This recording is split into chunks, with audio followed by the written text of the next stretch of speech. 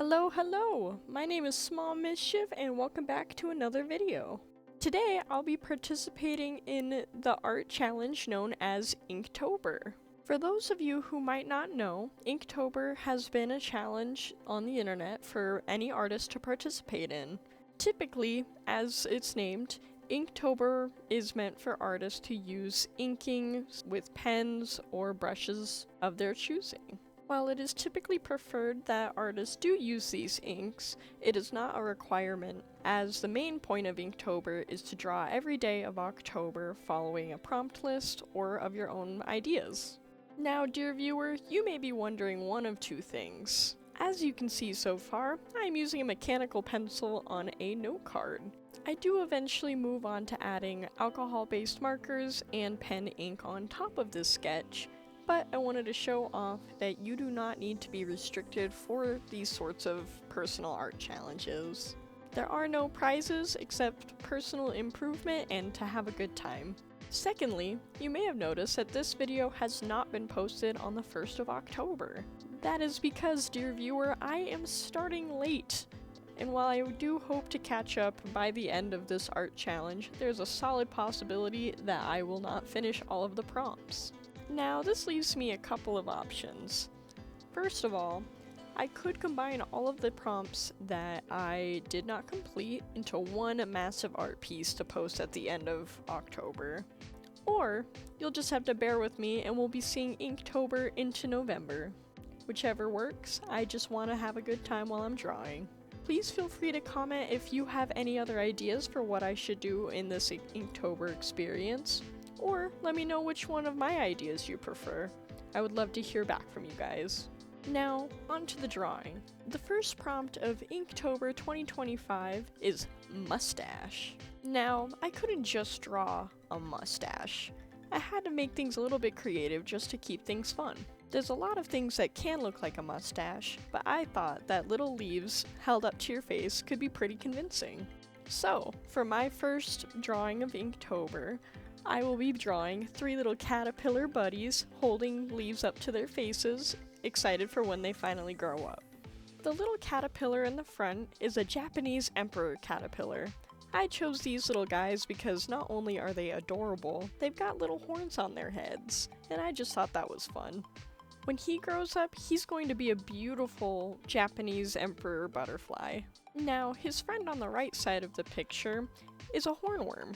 Hornworms actually turn into moths instead of butterflies. If you've ever seen a hornworm in real life, they go from incredibly small to incredibly big in later stages of their development. When he grows up, he will be a hawk moth, or otherwise known as a sphinx moth. Last but not least, the little buddy to the left side of the picture is an inchworm. Much like the hornworm, inchworms also turn into moths instead of butterflies. When this inchworm grows up, he will be a geometer moth. I thought this was pronounced geometer at first, and I had to Google how it was pronounced. If I pronounced it wrong, please let me know in the comments. This unlikely group of friends absolutely are excited to grow up and become big, beautiful moths and butterfly. But nobody tell them that even when they grow up, they will not have facial hair. They'll have to keep wearing leaves forever. When it comes to the process of drawing this picture with markers, I wanted to make sure that all of the colors stood out unique among each other. To help with this, I made all of the leaves have an undertone of yellow. This contrasts with the caterpillars and mothworms' green undertones.